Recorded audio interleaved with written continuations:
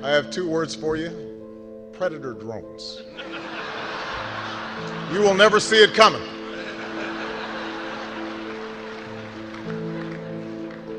You think I'm joking?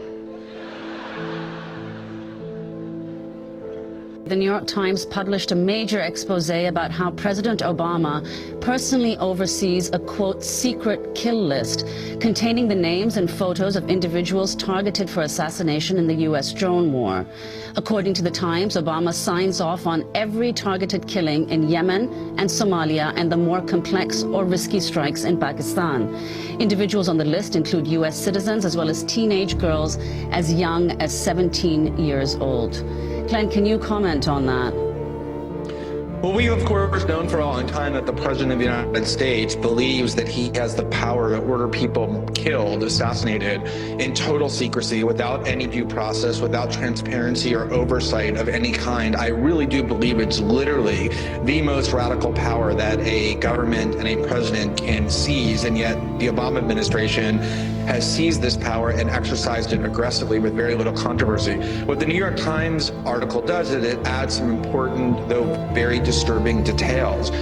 Probably the most disturbing of which is that one of the reasons why the Obama administration runs around claiming that the casualties of civilians are so low from their drone attacks, which everybody knows is false, is because they've redefined what a militant is. And a militant, in the eyes of the Obama administration, formally means any male of fighting age, presumably 18 to 40, who is in a strike zone of a missile. So if the United States shoots a missile or detonates a bomb by drone or by aircraft and kills 8 or a dozen or 24 people, without even knowing whom they've killed or anything about them, they will immediately label any male of a certain age a militant by virtue of their proximity to that scene. And what the New York Times article said was that the rationale for this is that they believe that anybody who is even near a terrorist or any terrorist activity is, quote, probably up to no good.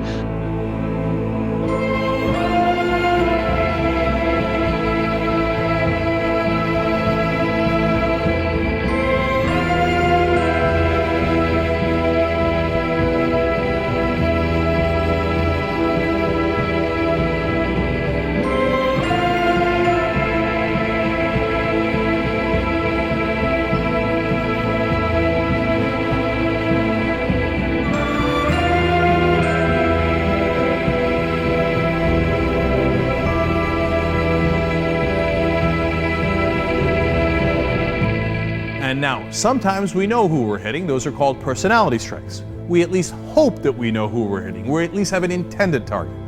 Now, a lot of times we kill civilians as we do that. Sometimes we miss the target entirely. Now, there are other kinds of strikes called a signature strike.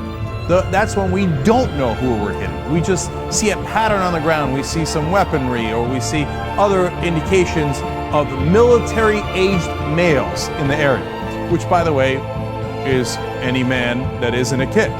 And so what we do is we send a drone strike for those signature strikes, and everybody down below gets killed or executed. One of the things we found is that there are entire communities who live in areas where drones are flying overhead 24 hours a day, 7 days a week at times. And these people don't know when those drones will strike. They don't know who they will strike.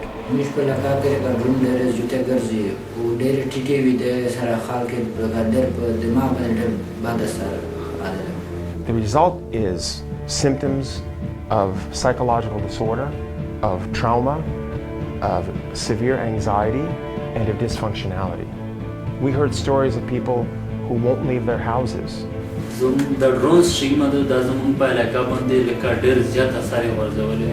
اکثر خلک باندې غوډونه زیات ذهني پرشر نه چوال شوی دي چې پېښور ته ډاکټران ته دي درلود.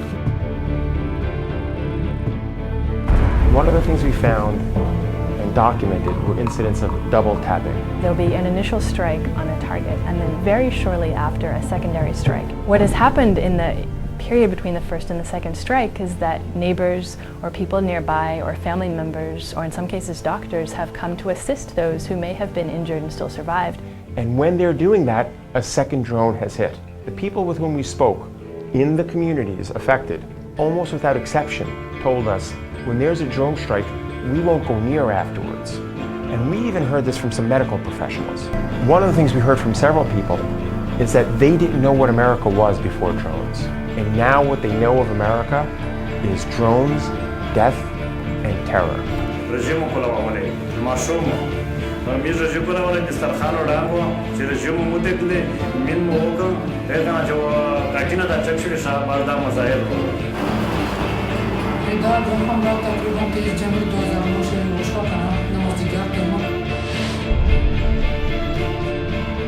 زبر داوم و دوام زمانی دا بردی.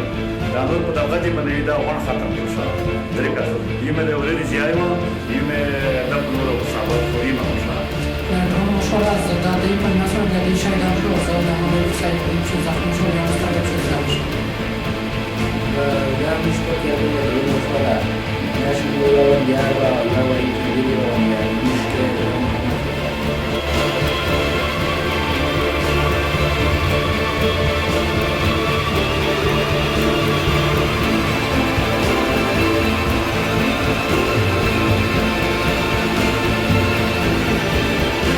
We may not have declared war on Pakistan, but for the people living in northwest Pakistan under drones, they're in a war zone. Now, one of the guys that got executed in this way was a US citizen. Well, actually 3 of them were in Yemen, but one of them was a kid. He was a 16-year-old, Abdul Rahman al-Awlaki. He had grown up in Colorado. In fact, in a rare cable news investigative story, of all places, Fox had footage of this kid and had the story. So let's watch. This exclusive video of al-Awlaki's teenage son, who was born in Denver, Colorado in 1995, was filmed by the Fox Specials unit last year. Now, he was 15 at the time. 1 year later, in Yemen, he gets a drone strike and is killed. His father was also killed in a different strike, but at least his father was on some sort of list. Now, do we know why he was on that list? We don't know, right? They won't share it with us. They keep it secret. But why did they kill the son, a 16-year-old?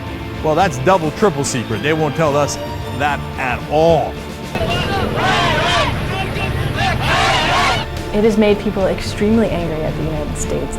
The New York Times recently classified drones in a piece as the new Guantanamo, the new recruiting tool for Al-Qaeda.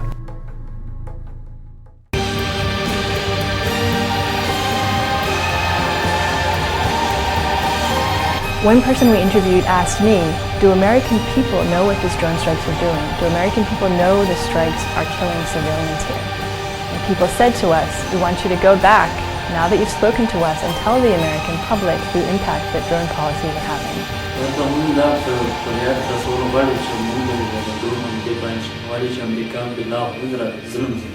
Through our report, we would like the American people to understand that the narrative that they have heard about drones is not accurate. That drones cause death to civilians, they terrorize entire populations, and they may well be counterproductive at many levels.